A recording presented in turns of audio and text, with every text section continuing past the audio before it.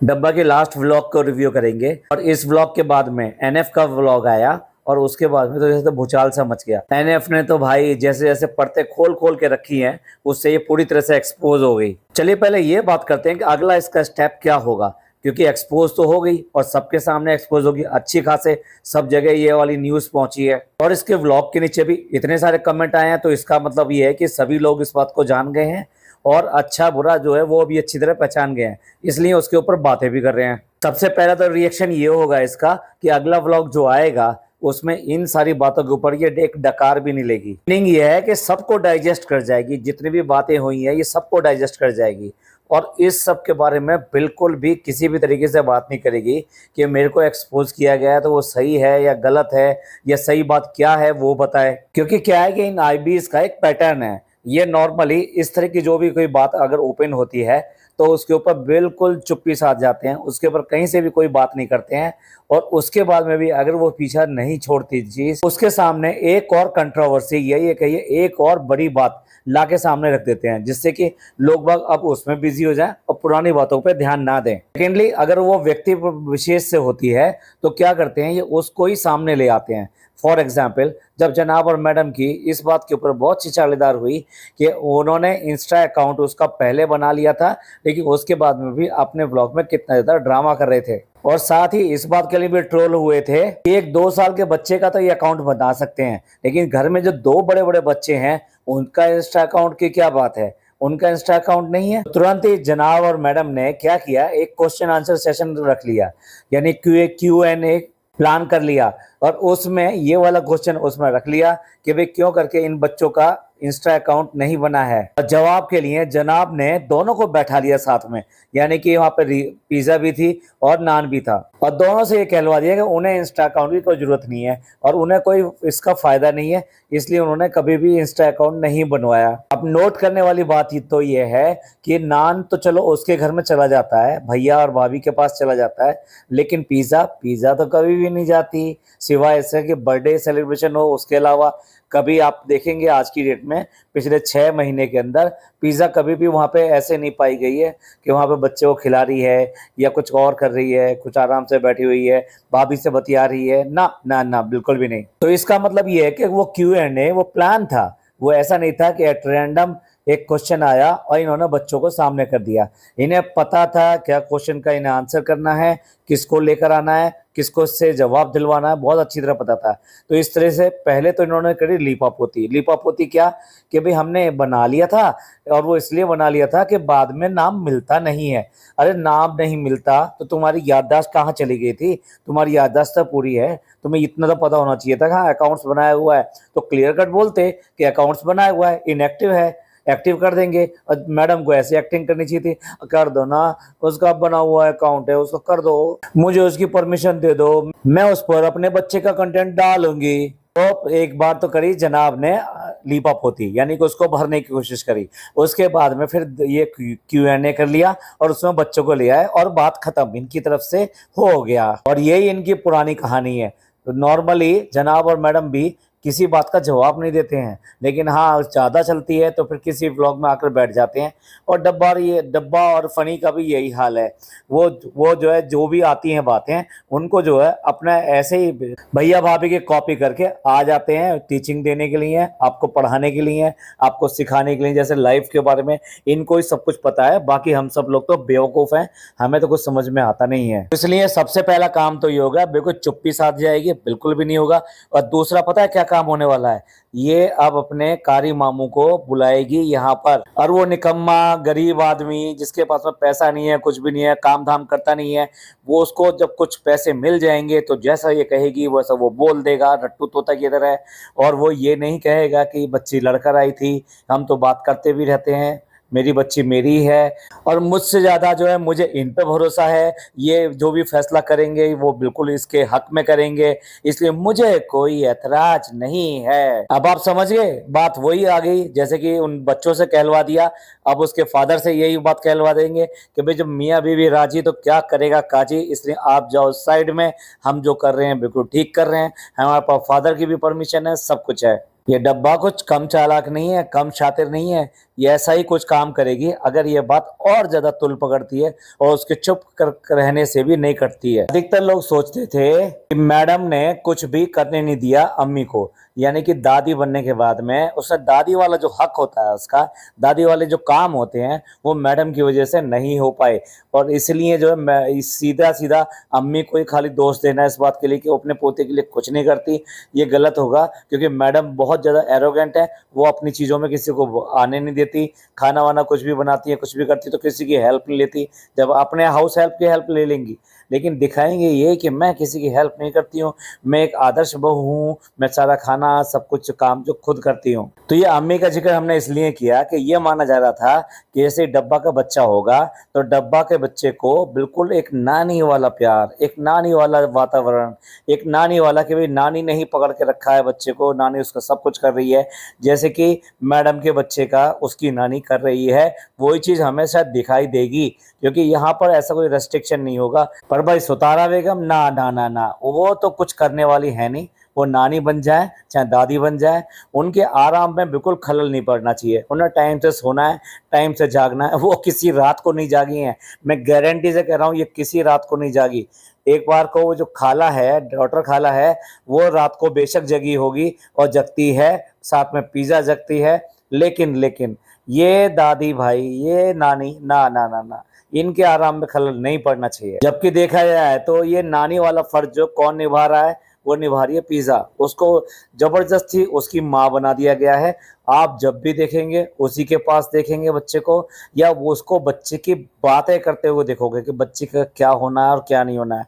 ऐसे लगता है जैसे माँ जो डब्बा नहीं है वही पिज़्ज़ा है उसकी माँ। मतलब उसके बर्थडे नहीं, मतलब जो भी वो मंथली सेलिब्रेशन कर रहे हैं, उसका केक कैसे आएगा, उसका क्या सामान होगा, उसकी डेकोरेशन क्या होगी, बच्चा कहाँ लिटाया जाएगा, बच्चे का क्या शूट किया जाएगा, ये सारी बातें, और उसका लालन पालन, डायपर वगैरह सब कुछ काम जो कर रही है वही कर रही है।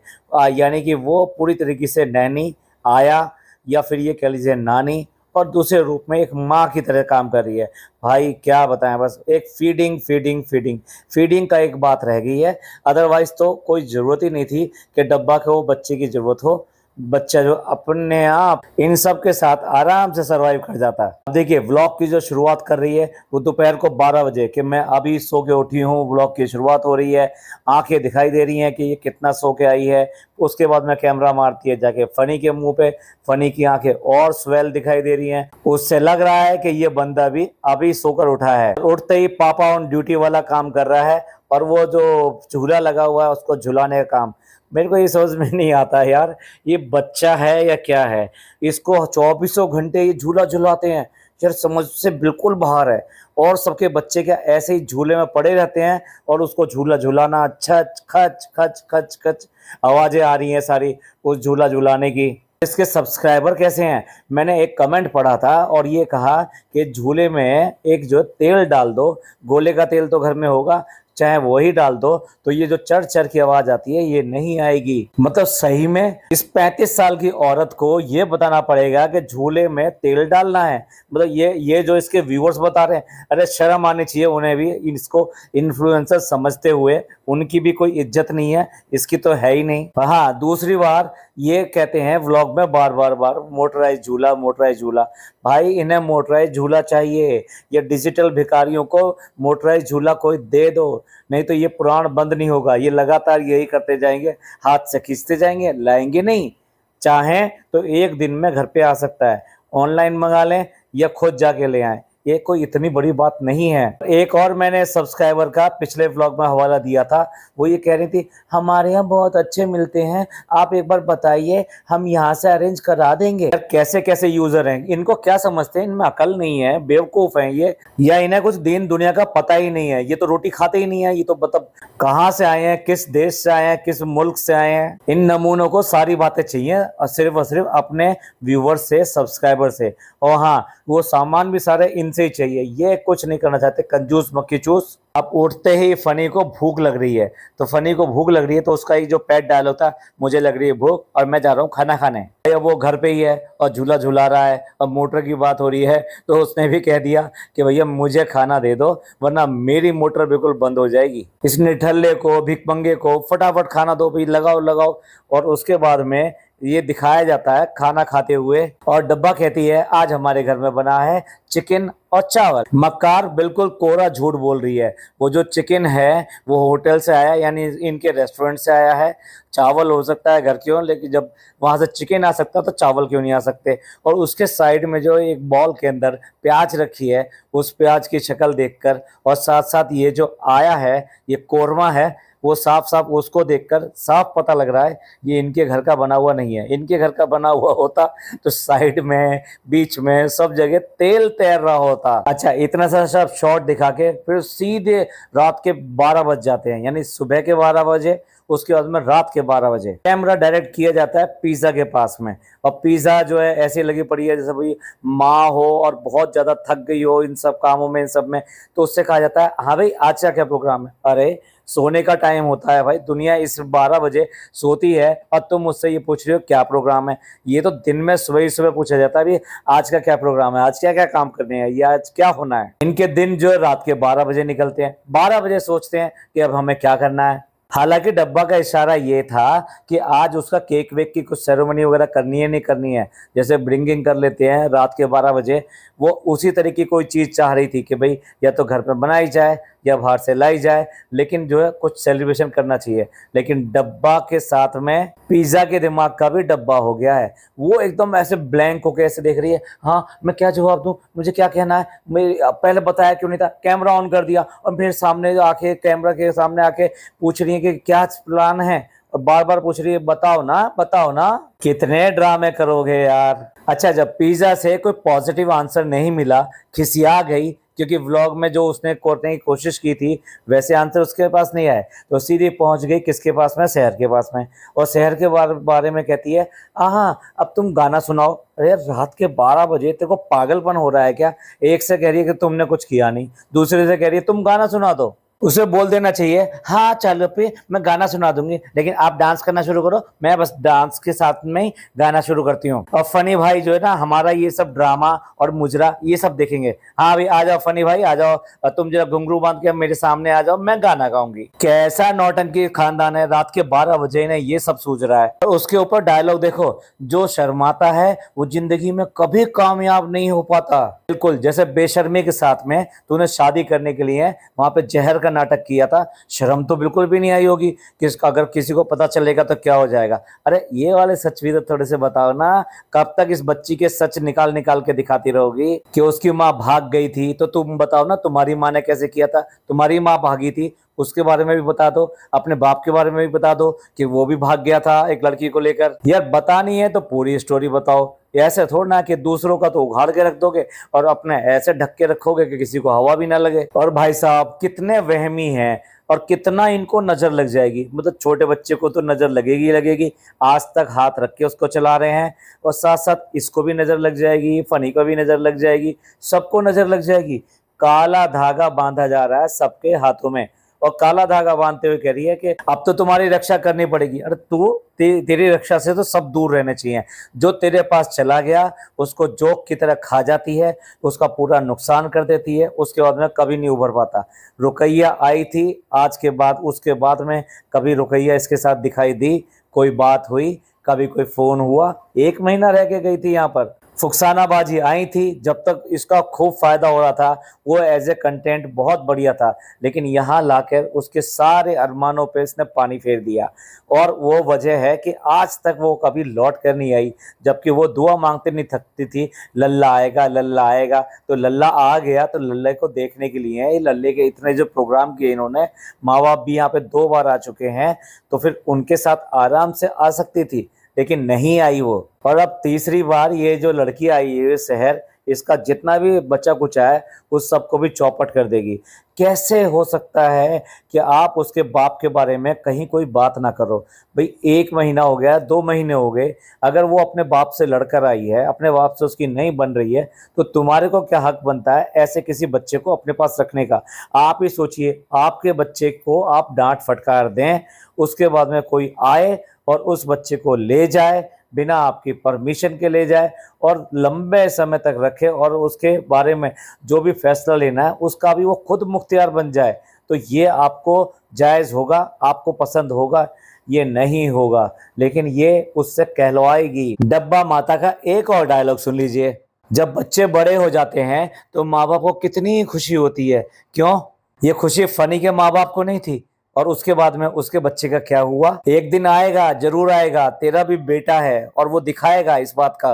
दुनिया में ही ये सब चीजें हो जाती हैं। अल्लाह इसी दुनिया में दिखा देता है कि तुमने ऐसा किया है, उसका नतीजा ये भुगतो। अभी जो इस पैसे के मद में ये सबको भुलाए बैठी है, किसी को नहीं देख रही है, किसी को कुछ समझती नहीं है, तो पैसा ही सब कुछ नहीं होता। दुनिया में और कुछ देखने को मिलेगा, तब इसे पता लगेगा कि इसका क्या हुआ है। और भाई साहब उसके बाद में गिफ्ट बंटते हैं, गिफ्ट लेके जाती है। इसे ये भी नहीं पता कि उसका जो काउंटडाउन चलना था वो कौन से दिन का चल गया या कौन से दिन का रह गया।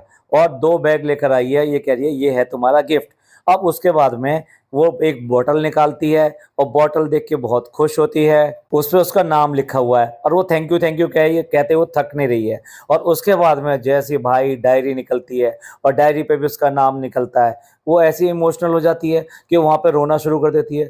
उसका रोना आपको समझ में आया? हमें तो समझ में नहीं आया। वो रोना बिल्कुल ही बनावटी लग रहा था, 100% बनावटी लग रहा था।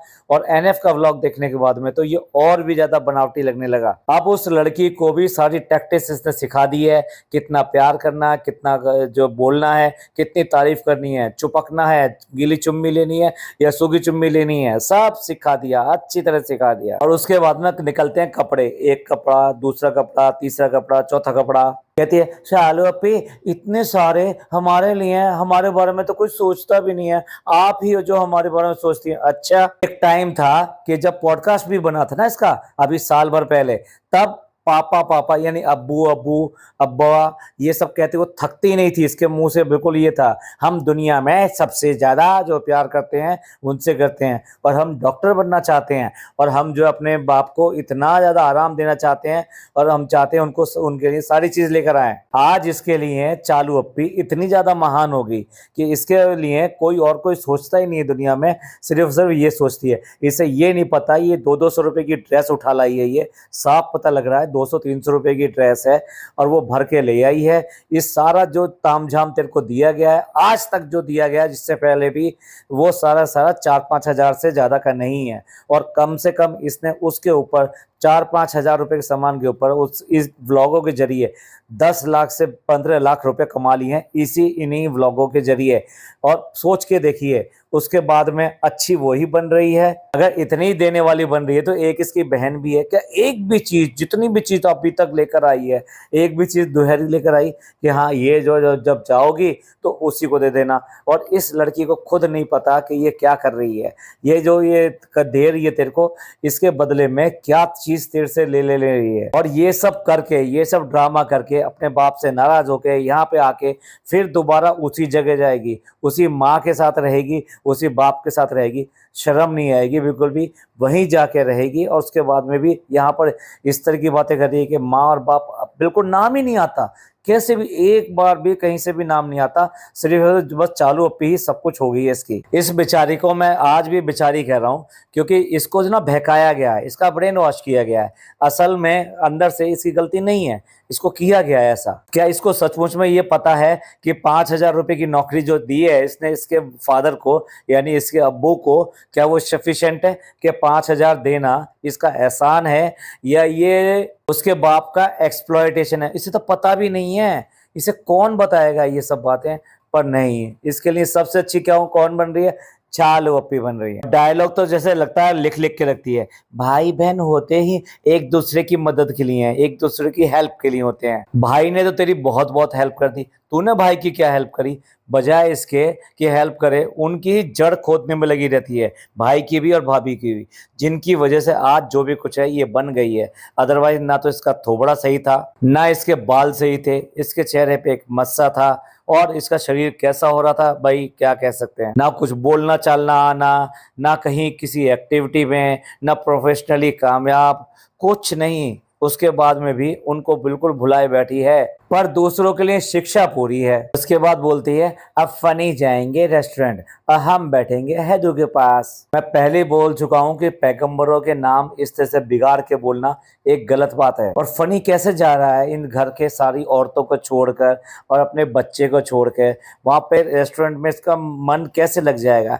सारे दिन तो वहां बिस्तर पे पड़ा रहता है, या तो बच्चे के पास में, या सोफे पे पड़ा रहता है, मोबाइल में लगा रहता है, कोई काम धाम नहीं देखना। और विश्वास कीजिए ये तो तब की बात है, इसका जो मैनेजर है रेस्टोरेंट का, यानी इसका दोस्त, वो बाहर चला गया है, आई मीन मौधा वगैरह चला गया है, उसके बाद में भी ये सारा दिन व्लॉग के अंदर यहीं पड़ा रहता है। अब आप समझ सकते हैं कि रेस्टोरेंट कैसे चला रहा है। ये सिर्फ और सिर्फ वहां जाता है पैसे बटोरने के लिए और आ जाता है। इसको खुद अपने होटल में बनने वाली डिशों के नाम नहीं पता। इससे पहले के व्लॉग में आप देख ही चुके हैं किस तरह से बात कर रहा था। और उसके बाद में रिपोर्ट जाके दे रही है फनी के पास। फनी को जबकि सब कुछ पता है, पहले उसके चेहरा, उसका हाव भाव सब बता रहा है कि उसके लिए कोई नई इन्फॉर्मेशन नहीं है, कि उसने जो जो गिफ्ट दिए थे इसको, उससे ये इमोशनल होगी और रोने लगी। अब फनी ने भी एक डायलॉग चिपकाना था, तो फनी ने भी एक डायलॉग चिपका दिया कि जो डायरी है ना, इसमें अच्छे अच्छे गाने लिखते रहना। हाँ भाई, एक सीख और दे दे कि किसी की भी कविता, पोयम, वो जो वहां से टीप के इसमें लिख लेना और एक डेट डाल देना, उसके बाद में फिर उसको अपने ही कह के प्रोड्यूस कर देना, जैसा कि भाभी ने किया था। बताओ ना, अपने खानदान की सारी बातें बताओ और इस बच्ची को भी सब पकने दो, जैसे कि पका ही लिया इसको शादी से पहले, उम्र से पहले। और अब भाई केक बनकर आ गया है, तो सिंपल सा केक जो अब इसको बहुत ज्यादा भा रहा है, मतलब ये वाला केक इसको कुछ ज्यादा पसंद आ रहा है। या इसका ये समझ लीजिए कि जो चीज आ जाती है अब वो अच्छी अच्छी और उसकी तारीफ करके दिखाना है, जबकि पास्ट में जो केक वगैरह थे उनके बारे में किस तरह से क्या बात करती थी। खुद बता रही है कि मैंने जूते की शेप में केक बनवा दिया था नान का। तो चलिए एंड करते हैं इस पॉडकास्ट को, और बाकी का भाग अगले पॉडकास्ट में इसका कवर करेंगे।